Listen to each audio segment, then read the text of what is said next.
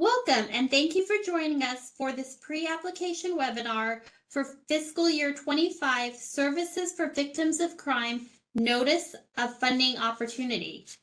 My name is Lourdes McKenna.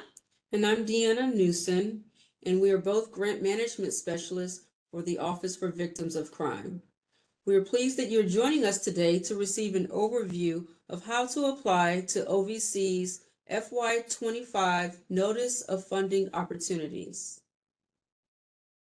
Today we will talk about OVC's mission, the Notice of Funding Opportunities, or NOFOs, including the focus, eligibility, and required documents. We will also talk about the application deadlines and resources available to help you as you prepare your applications. It will be helpful if you are following along with the NOFO and taking notes to help when you are submitting your application by the deadline. The Office for Victims of Crime, which is part of the Department of Justice's Office of Justice Programs, OJP, administers the Crime Victims Fund, which is financed by fines and penalties from convictions in federal cases and not from tax dollars. This funding supports formula programs to states, territories, and tribes, as well as many OVC discretionary grant programs for victims of crime.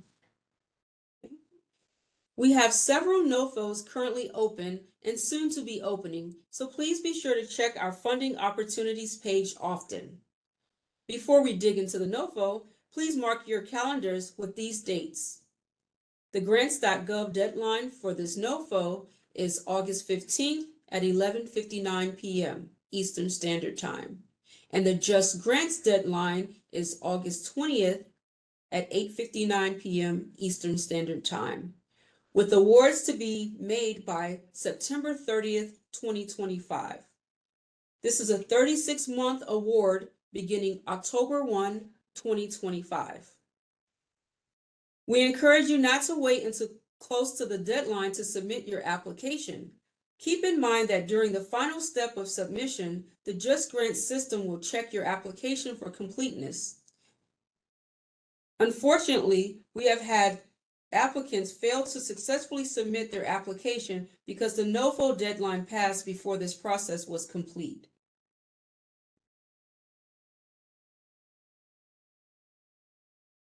This NOFO anticipates making 45 awards in 3 categories. You may only submit one application, and you may only apply to one category in your application. Be sure you are applying to the correct category. Under this NOFO, OVC invites proposals for projects to provide direct services in 3 categories. Category 1, services to child and youth victims. Awards under this category will be made to programs to serve child and youth victims of crime who are persons 17 years or younger when the victimization took place. Category 2 is services to victims of elder abuse, fraud, and exploitation. Awards under this category will be made to serve elder victims who are persons aged 55 or older when the victimization took place. Category 3 are awards to be made to serve other victims of crime, not child or elder victimization. OVC has dedicated a funding stream to support grants for services for victims of human trafficking. As such, human trafficking projects are not eligible for this funding opportunity. Programs primarily focused on serving victims of human trafficking should be submitted under human trafficking notices of funding opportunities. You may only submit one application. Again, you may only apply to one category in your application, so be sure to choose the correct category.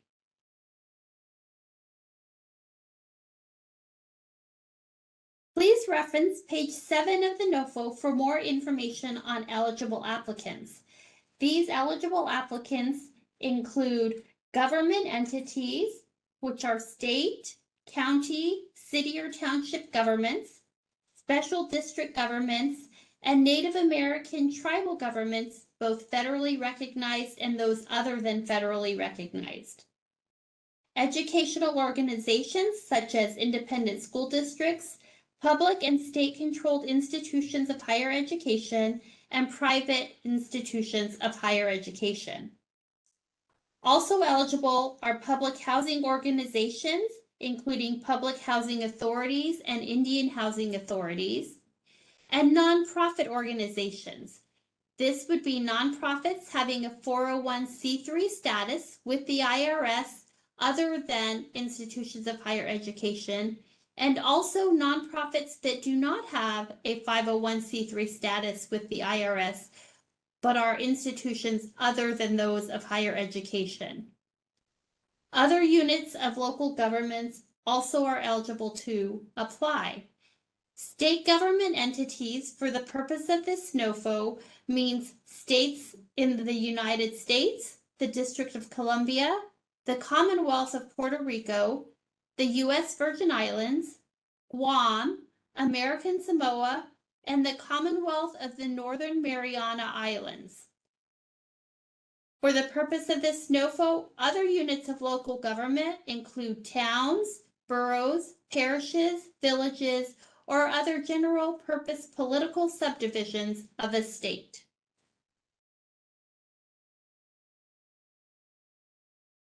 Applicants are strongly encouraged to read through each category carefully to ensure that their application is tailored to fit the needs identified in this NOFO. You may only apply to one category in your application. OJP will provide priority consideration to applicants that propose projects designed to advance the goals listed here. Applicants seeking priority consideration should specify in the proposal narrative and in the budget detail form, if applicable, which of the following goals the project is intended to advance and how it will do so. Note, addressing these priority areas is one of many factors that OJP considers in making funding decisions. Receiving priority considerations for one or more priority areas does not guarantee a funding award. The following activities are out of the program scope and will not be funded. This NOFO supports the development, expansion, and strengthening of victim service programs for all victims of crime throughout the U.S. and its territories. The goal of this NOFO is to increase the quality and quantity of victim services. The objective is to increase the availability of victim-centered services for crime victims. This list is some of the allowable uses of funds. A complete list of allowable uses of funds under this grant program is listed in the NOFO beginning on page 10. Also note that OVC funding may not be used for criminal defense services, prevention and education services, except those provided to victims of crime, and cash payments to crime victims. All services proposed under this program must directly address the needs of crime victims. Applicants can visit OJP's performance measurement page at ojp.gov/performance for more information on performance measurement activities. Applicants selected for an award will receive further guidance on post-award reporting processes. To locate the performance measures, go to the performance measure webpage linked in the NOFO. Then click on Transforming Victim Services Grantee Performance Measures from the menu on the right. Then you will scroll to the bottom of the page and click on the plus sign next to the standard TVS Performance Measures to open the menu of resources.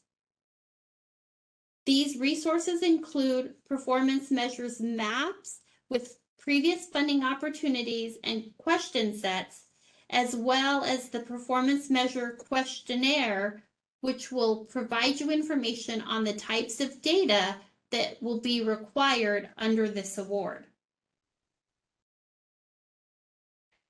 All these awards will be made as grants, meaning the awarding agency will maintain oversight and have a monitoring role, but will not have substantial involvement in the program. There are several attachments required to be submitted with your application. The first is the proposal abstract. A proposal abstract of no more than 2,000 characters summarizing the proposed project must be completed in the Just Grants web-based form. Page 16 of the NOFO provides the format of the proposal narrative. The proposal narrative will be submitted as an attachment in Just Grants.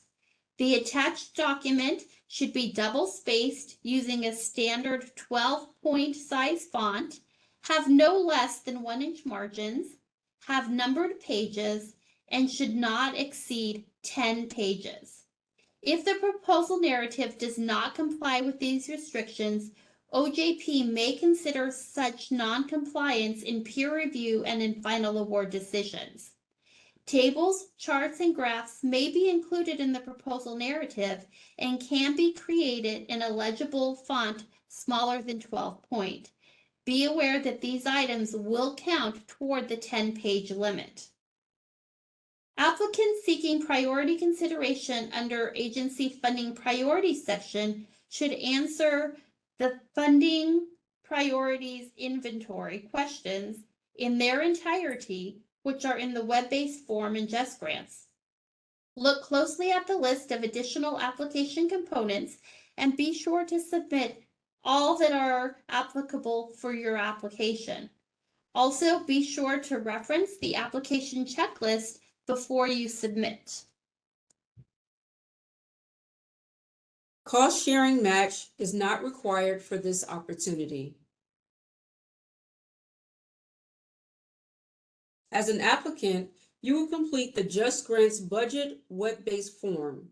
Costs should be broken out by year, reflecting 36 months total of project activity. Costs should be clear with detailed calculations. You should include additional narrative to explain cost calculations as needed. See OJP Grant Application Resource Guide section on budget preparations and submission information, and the technical steps to complete the budget form in Just Grants in the Complete the Application in Just Grants budget training. Be sure to include the required budget and financial attachments. Indirect cost rate agreement, which is an applicant with a current federally approved indirect cost rate agreement, should upload it as an attachment in Just Grants. Indirect costs are costs of an organization that are not readily assignable to a particular project, but are necessary for the operation of the organization and the performance of the project. Examples of costs usually treated as indirect include those incurred for operation and maintenance of offices or workspaces and salaries of administrative or support staff. The requirements for the development and submission of indirect cost proposals and cost allocation plans are listed in the 2 CFR Part 200. Consultant rates. OJP has established maximum rates for consultants. See the listing of cost requirement prior approval section of the DOJ Grants Financial Guide for more information. If an applicant proposes a rate for a consultant on their project that is higher than the established maximum rate and receives an award, then the award recipient must submit a document requesting approval for the rate and cannot incur costs at the higher rate without prior OJP approval. The award recipient must provide justification for why the proposed rate is higher than the established maximum rate, such as why the rate is reasonable and consistent with what that paid for or similar in the services in the marketplace. There's a limitation use on award funds for employee compensations for awards over $250,000. If an applicant proposes to hire employees with federal award funds for any award more than $250,000. The recipient may not use federal funds to pay total cash compensation, which is salary cash bonuses, to any employee of the recipient at the rate that exceeds 110% of the maximum annual salary payable to a member of the federal government's senior executive services at an agency with a certified SES performance appraisal system for that year. Applicants may request a waiver from this requirement by submitting the appropriate form. See Application Resource Guide for more information on the limitation on use of award funds for employee compensation for awards over $250,000.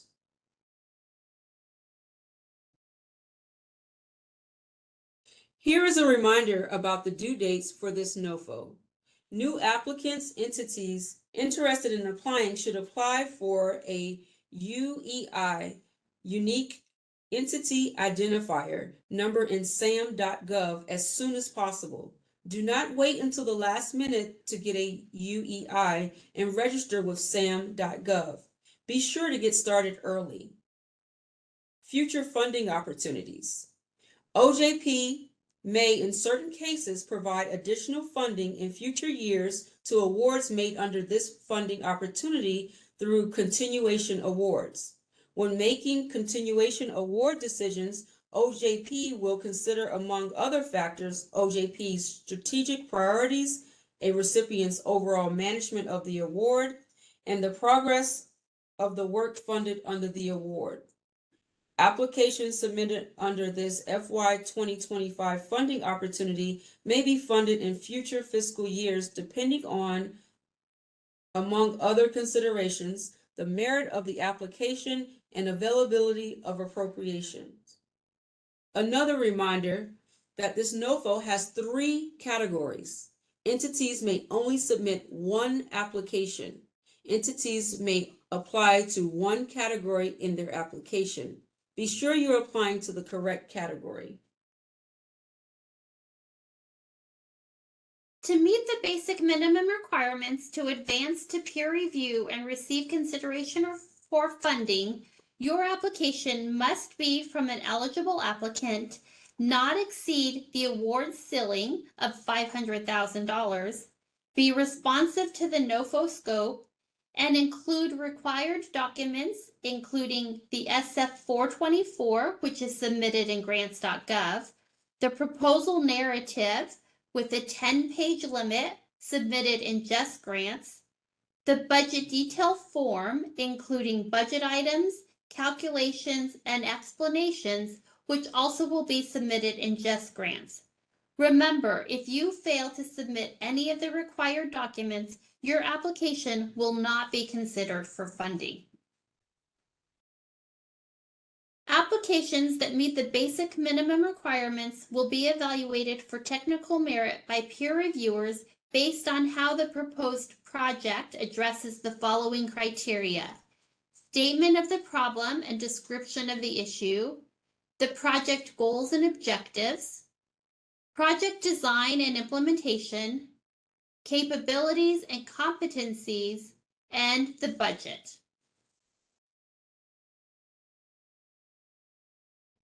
The application checklist at the end of each NOFO will list other documents to include. You are encouraged to use the checklist in your review prior to submitting your application to ensure that you have attached all of the documents. Other resources to aid you in developing your application include the DOJ Application Submission Checklist, the Just Grants Quick Reference about application attachments, and there is also a larger application submission job aid covering potential attachments that you may be asked to provide. Please utilize these additional resources. OVC also has a number of resources to help you. You may view the OVC How to Apply for OVC FY25 NOFO webinar for process tips and resources. It will be available on the OVC funding webpage. There is also a 4-part pre-application webinar series which OVC provided in 2022 that may be helpful in preparing your application. You can find it on the same OVC Funding Webinars webpage. For assistance with the requirements of this funding opportunity, resources include this pre-recorded webinar, information in the NOFO, or you may email us at ovcservicesnofo@usdoj.gov. You can also learn about OVC's history and funding, find products, and register for upcoming events by visiting OVC's website, ovc.ojp.gov. We appreciate you joining us today and hope you found this information useful. Best of luck.